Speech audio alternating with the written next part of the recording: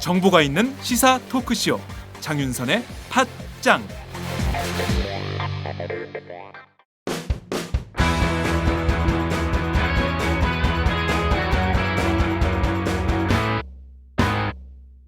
색깔 있는 인터뷰. 색깔 있는 인터뷰 시작하겠습니다. 박근혜 대통령은 어제 국회법 개정안에 대한 거부권 행사 입장을 밝혀서 논란이 되고 있습니다. 야당은 대통령이 입법부와 전쟁을 선포한 것이다, 이렇게 날을 세웠고요. 여당은 친박, 비박 간 갈등이 첨예하게 대립하는 양상입니다. 대통령의 국회법 개정안 거부권 행사, 그 다음은 어떻게 되는 걸까요? 오늘은 새정치민주연합 정책위 의장이신 강기정 의원님을 모시고 자세한 말씀 들어보도록 하겠습니다. 의원님 안녕하세요. 네, 안녕하십니까? 네, 의원님 지금 소리가 고르지 못하는데 지금 어디 계십니까? 지금 워크숍 떠나러 가는 버스 안입니다. 아, 예. 오늘 새정치민주연합 의원 워크숍이 있죠. 예, 네. 오늘부터 1박 2일로 네. 가나안 농군학교 양평에 있는 가나안 농군학교에서 진행되는데 지금 가는 중입니다. 네. 지금 오전 11시 47분 넘어가고 있는 상황인데요. 그러면 점심도 버스 안에서 다 같이 하시는 겁니까? 아닙니다. 내리자마자 점심하고 예. 한 2시간 정도 반일하고 아. 오후 4시부터 정식 개식 겸 토론회 시작합니다. 네. 아, 의원님들께서 오늘은 직접 농군이 돼가지고 농사체험을 하시는군요. 여기 가나안 농군학교가 규칙이 네.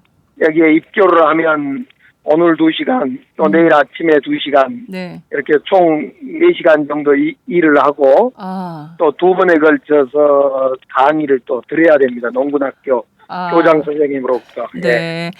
굉장히 모처럼 만에 뜻깊은 프로그램을 의원님들께서 함께 공동으로 하시게 된 게 아닌가라는 생각이 좀 들기도 합니다. 기자들도 굉장히 많이 내려가는 걸로 알고 있는데요. 네. 네. 네. 기자들도 그렇습니다. 농사 체험을 좀 같이 했으면 좋겠다는 생각이 좀 드네요. 네. 우리 당에서 이제 그동안 당의 분란도 있고 네. 4.29 패배 이후에 새롭게 좀 다짐하고 네. 단합하자. 혁신도 단합 속에서 혁신하기 때문에 단합하자 이런 취지로 농군학교로 가게 됐습니다. 예, 의원님 현안으로 바로 들어가도록 하겠습니다.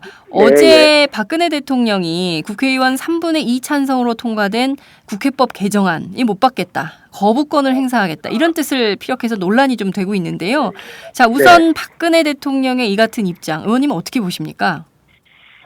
거부권 행사는 헌법이 대통령에게 준 권한이기 때문에 그 자체로는 문제 없습니다만 매우 절제되고 신중해야 될 거라고 생각합니다. 네. 지금 29일 날 통과된 국회법 개정안은 네. 거부권 행사를 할 만큼 문제가 있는 법이 아니다. 저희들은 여야를 떠나서 네. 일부 친박 의원과 청와대를 빼고는 대부분 문제 없다 이렇게 생각하고 있습니다. 네.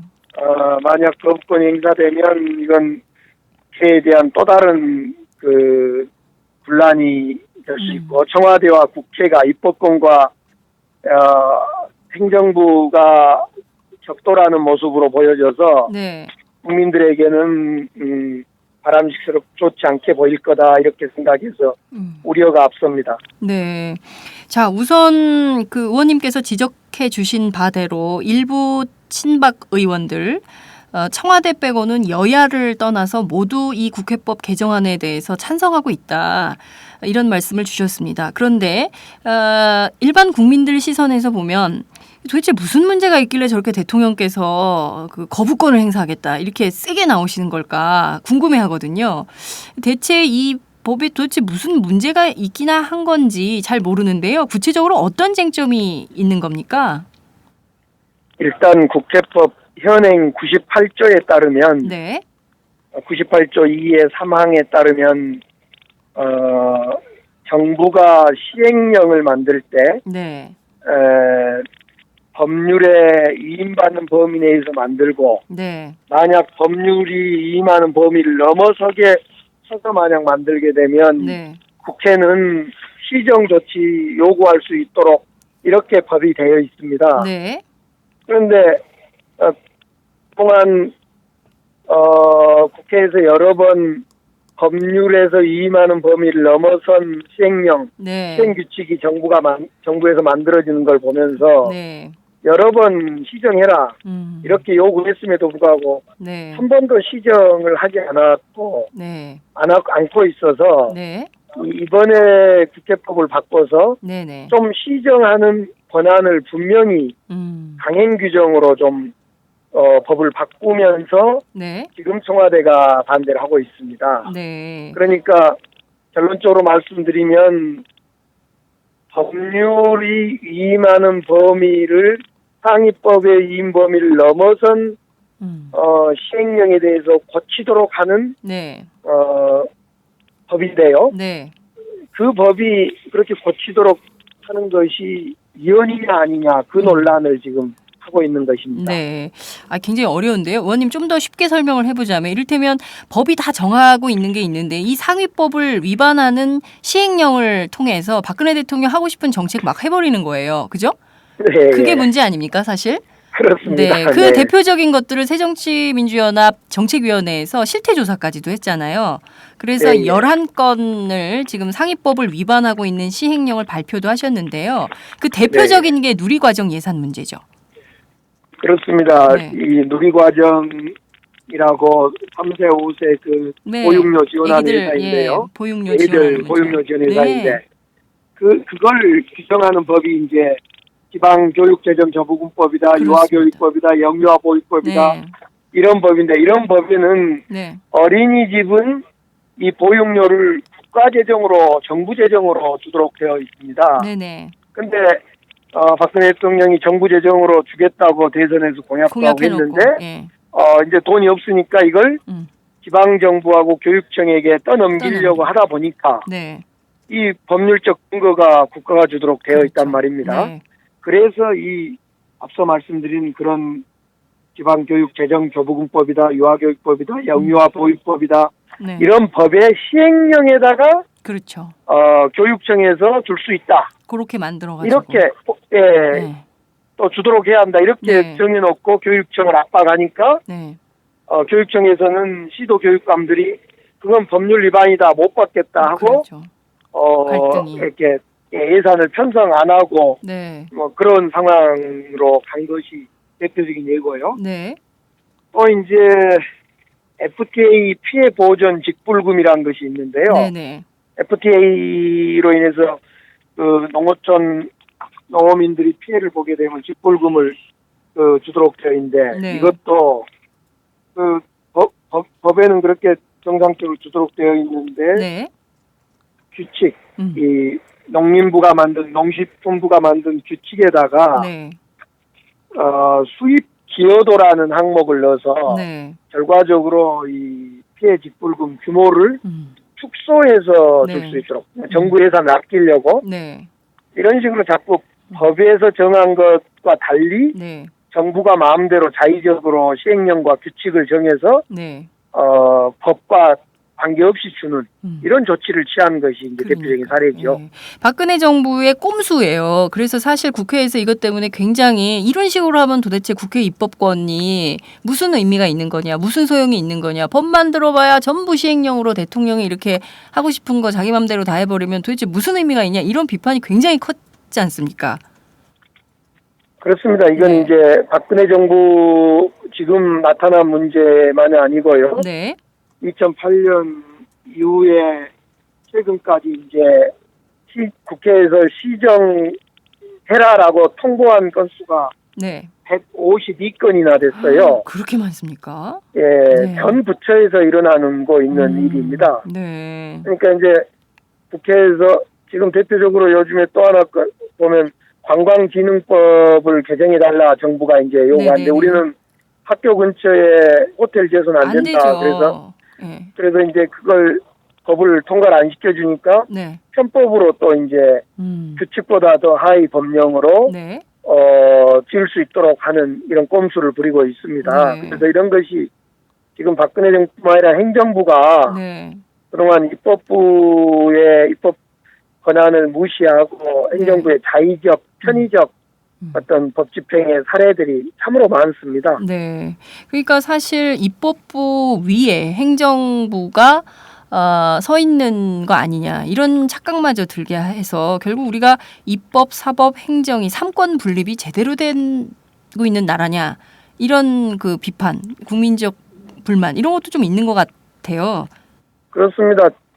국회에서 이번 국회법 개정을 하는 것은 정말 상권 분립을 해보자 네. 이런 취지의 입법부와 행정부의 권한을 각각 분명히 해보자라는 그런 취지의 개정인데 네. 오히려 대통령께서 네. 상권 분립이 이야기를 하고 있으니까 좀 국민들 입장에서는 네. 어리둥절하고 그렇습니다. 저희들도 뭐 친박 의원들을 제외하고 네. 하다못해 유승민 원내대표를 포함해서 네. 참으로 어리둥절한 상황에 그러니까요. 직면해 있습니다. 예. 요새 그 신문에 나오는 유승민 원내대표 그 안색을 보면 하얗게 질리셨어요. 얼마나 지난번에- 몰리셨는지. 예. 예, 지난번에 공무원연금법 때도 5월 네. 2일 날 그러니까요. 합의한 이후에 결국 5월 6일 날 청와대가 개입해서 그러니까요. 그 처리가 안 됐을 때도 유승민 원내대표 얘기를 좀 나눠보면 참으로 답답해 하셨어요. 네. 예. 뭐 이번에도 그러리라고 보고요. 예. 제가 오늘 아침 의원님과 인터뷰를 앞두고 정의화 국회의장하고 잠깐 통화를 했는데요. 정의화 국회의장께서도 대통령께서 이렇게 거부권 행사를 하는 것에 대해서 굉장히 심각한 우려를 표명하고 계시더라고요. 물론 이제 본인이 뭐 국회의장이 인터뷰 뭐 이런 거는 못하지만 그래도 이게 좀 심각하다. 굉장히 우려를 하고 계셨더라고요. 계신 걸 느꼈습니다. 그렇습니다. 네. 뭐 국회의장, 여당 원내대표 모두가 우려하고 있고 네. 특히 이럴 때는 김무성 대표가 청와대 입장에 서지 마시고 네. 국회의 반쪽 그래도 여당 대표니까 그렇습니다. 국회의 입장을 딱 네. 편을 들어서 네. 정말 국회의 권위가 살아날 수 있도록 네. 이렇게 해줘야 되는데 청와대 말도 맞고 국회 말도 맞다 맞고. 이런 식으로 물타기 하기 시작하면 이제 결국 그 국회의 권위와 권능은 많이 무너지지 않을까 네. 예, 이렇게 생각합니다. 예. 김무성 대표 얘기는 조금 이따 뒤로 다시 질문을 좀 드리도록 하고요. 우선 그 5일이죠. 국회법 개정안이 정부로 가면 대통령이 거부권 행사하거나 아니면 뭐 헌법재판소에 권한쟁의 심판을 청구할 가능성이 있다. 이런 언론 보도가 좀 나오고 있는데요. 의원님께서는 대통령이 좀 어떤 절차를 밟을 걸로 예상을 하십니까? 어제 법사위에 홍일표 의원님하고 어떤 대담이 있어서 같이 자리했는데요. 네. 그 홍일표 의원님은 거부권 행사하지 않았으면 좋겠다. 정 문제가 있으면 이 권한쟁의 심판으로 가면 좋겠다. 이런 의견을 이야기하시더라고요. 네. 뭐 저는 거부권 행사는 당연히 해서는 안 되고 네. 권한쟁의 심판이야 이제 그 행정부가 판단할 문제라고 보여지고요. 네. 일단 저는 대통령이 거부권 행사는 못할 거라고 생각합니다. 거부권 행사가 211명의 찬성으로 된 이 안이 거부권 행사 될 명분이 없고 네. 또 거부권 행사 이후에 곧바로 다가올 그 6월 국회의 어떤 그 파행을 책임을 져야 되기 때문에 네. 청와대가 거부권 행사는 그렇게 쉽게 못할 거다 저는 이렇게 생각합니다. 이게 말씀하신 내용을 좀 들어보면 6월 국회 파행에 대한 책임을 결국 청와대와 대통령이 져야 되기 때문에 거부권 행사는 그렇게 쉬운 문제가 아니다라는 말씀을 주셨는데요. 그렇다면 제대로 하지도 못할 거부권 행사를 지금 이 시점에 밝히는 이유는 또 다른 뭐 정치적 숨은 의도가 있다. 이렇게 봐야 되는 겁니까? 일각에서는 황교안 총리 인사청문회 물타기용 아니냐 뭐 이런 얘기도 있던데요. 의원님은 좀 어떻게 보십니까? 글쎄 뭐 그 의도는 뭘까를 생각해 봤는데요. 네. 일단 지난번 누리과정 예산 여야 합의 때도 청와대가 그 개입해서 깼고 예. 지난 연금개혁 때도 청와대 개입으로 깼고 네. 이번까지 만약 그 여야 합의와 국회법 개정을 거부권 행사하게 되면 청와대의 책임은 정말 가볍지 않으리라고 생각합니다. 다만 네. 왜 이렇게 거부권을 행사하지 않는데도 청와대가 거칠게 국회 거부권 행사까지 이야기할까? 네. 저는 네. 세월호법 시행령을 지금 개정을 요구하고 있지 않습니까? 네. 그러니까 애초에 이제 이 국회법의 근본의 문제이기도 하지만은 세월호 시행령을 어떻게 고칠래라는 그렇습니다. 논의를 하는 과정에 시작했던 네. 게 사실입니다. 네. 예, 그래서 세월호 시행령을 고치지 않겠다는 무지 표현을 이렇게 하고 있는 건지, 저는 그런 생각이 좀 듭니다. 그래서 세월호 시행령에서 지금 네. 법에 위반되어 있는 시행령을 고치겠다는 것을 못하겠다는 표현을 이렇게 하고 있는 거 아니냐, 저는 이렇게 추측을 해봅니다. 네, 세월호의 진실, 그 갇혀진 배, 바다에 묻혀 있는 그 배의 진실을 제대로 밝히려면 어찌됐든 그 아주 구체적으로 접근할 수 있어야 되는데 정부가 이 시행령을 가지고 계속 이를테면은 일반 변호사보다는 공무원을 그 뭡니까 사무총장입니까? 제가 갑자기 생각이 안 나요. 조사 일과장에 민간인보다 검찰 공무원을 집어넣고 네. 또 기일도 활동 시간도 이미 한 5, 6개월이 지나버리는 네. 이런 시행령을 지금 만들었고 있는 거죠. 네.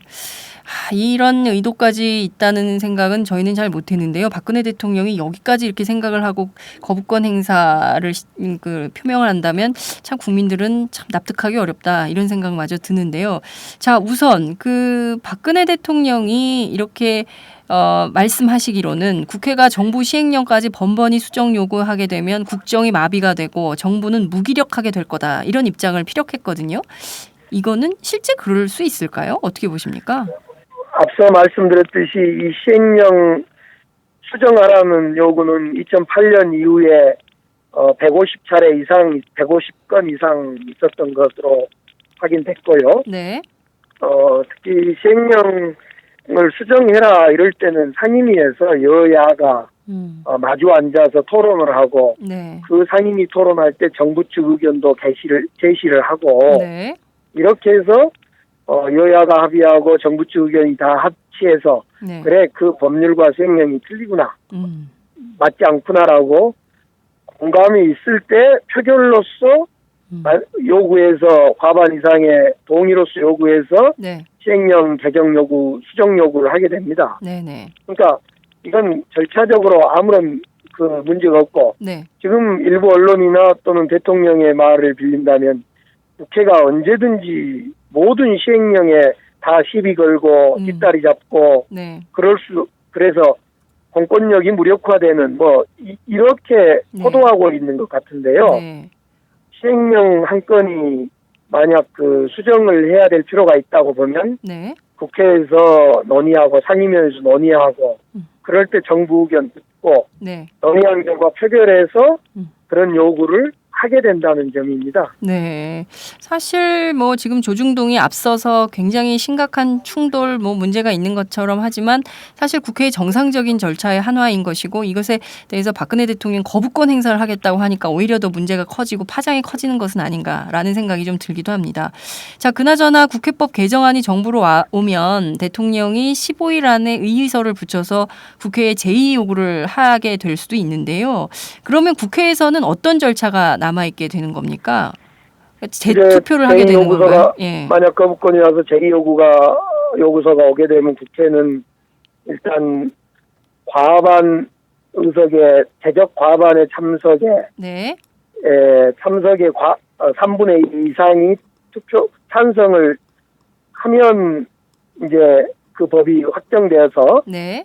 실행을 하게 되고 네. 만약 과반 찬성이 안 되면 이제 그 법이 개정이 안 되는 걸로 이렇게 됩니다. 물론 당연히 투표는 비밀 투표를 하게 됩니다. 보통 인사와 관련돼서만 비밀 투표를 하는데 네.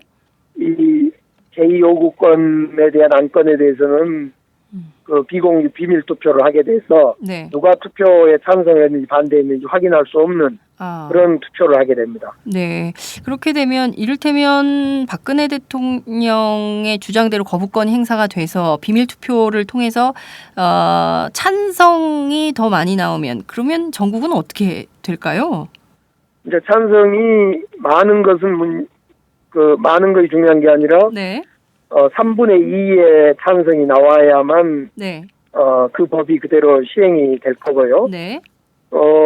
만약 그렇게 되면 박근혜 정부는 다시 한번 그 국민의 뜻이 뭔지를 확인할 건데 네. 그런 상황까지 가는 것은 바람직스럽지 않다고 봅니다. 네, 말씀하신 대로 국회 3분의 2 찬성으로 그 법이 확정이 돼서 실행하게 된다면 박근혜 정부 곧장 레임덕에 빠지지 않겠냐 이런 정치 분석가들의 전망도 쏟아지고 있는데요. 그 점은 좀 의원님께서는 어떻게 보십니까?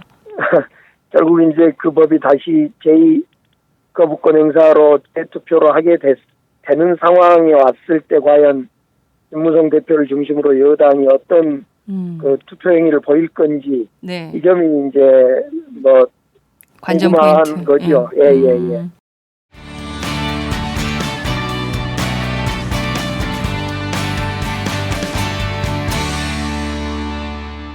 여러분은 지금 오마이뉴스 장윤선 기자가 진행하는 팟캐스트 팟짱을 듣고 계십니다.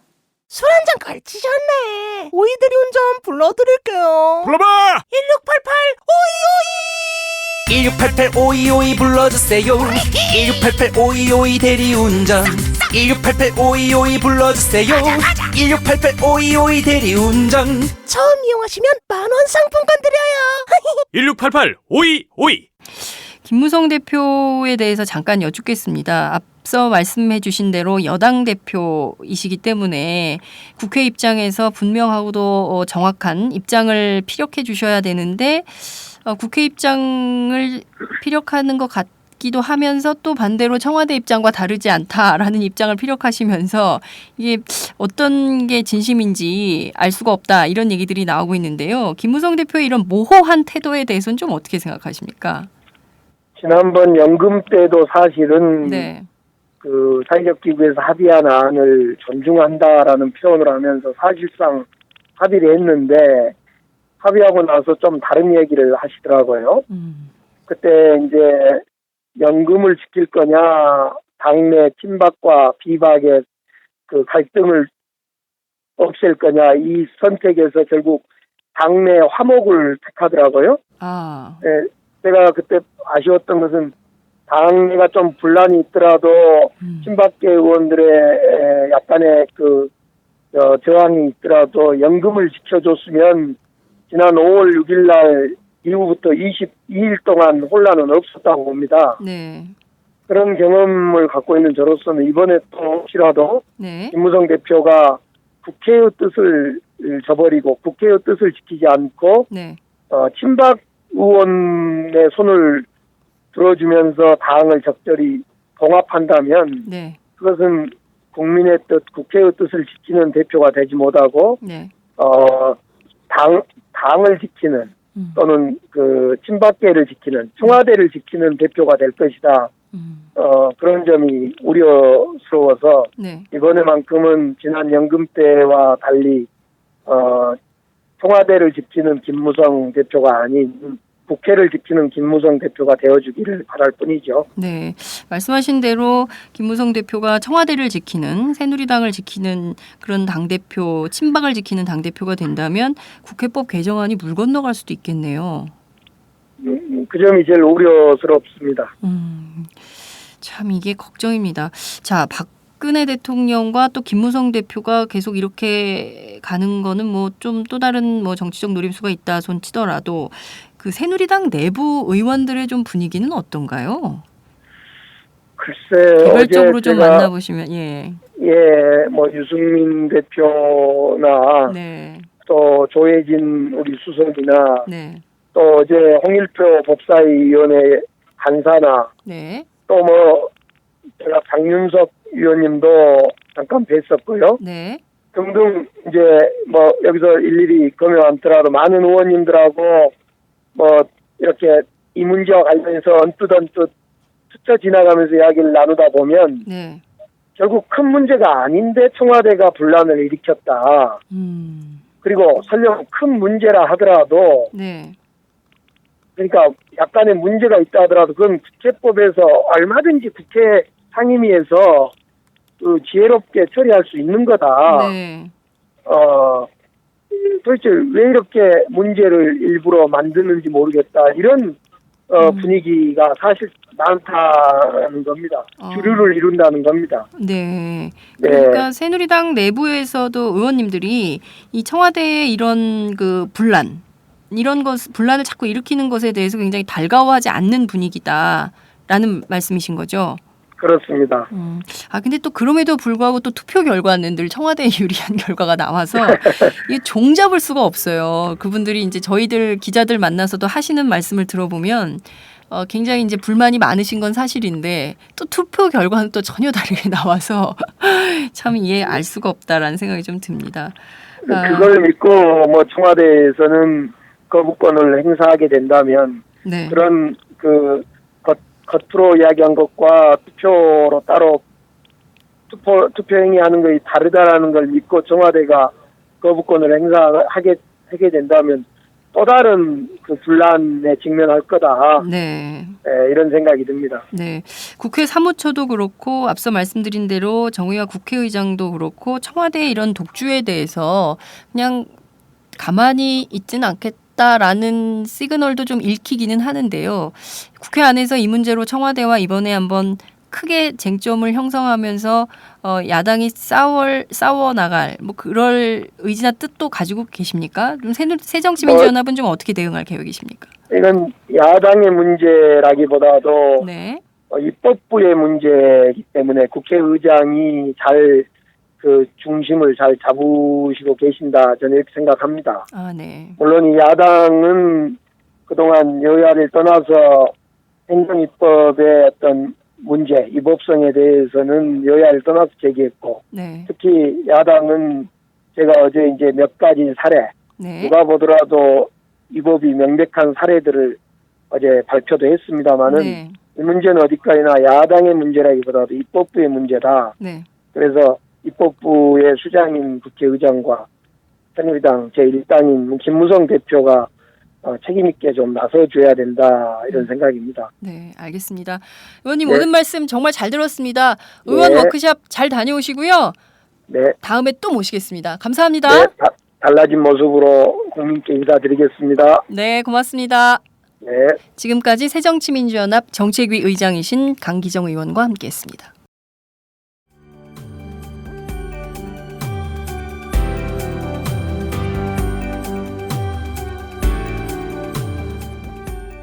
안녕하세요. 오마이뉴스 시민기자 김종술입니다. 직업기자들은 국회나 경찰서 같은 곳에 출입하는데요. 제 출입처는 금강입니다. 매일 차를 몰고 강으로 출근합니다. 그래서 물고기 떼죽음, 홍산성 붕괴, 큰빛 이끼벌레와 같은 특종도 할 수 있었습니다. 혹시 하고 싶은 말이 있으신가요? 내 주변의 불합리에 분노하고 계신가요? 오마이뉴스에서는 모든 시민이 기자입니다. 저처럼 일개 시민도 세상에 말할 수 있습니다. 시민기자로 활동을 해주세요. 혹시 장윤선의 팟짱과 오마이뉴스를 공짜로 보기 민망하신가요? 매월 자발적 구독료를 내는 10만인 클럽에도 관심을 가져주세요.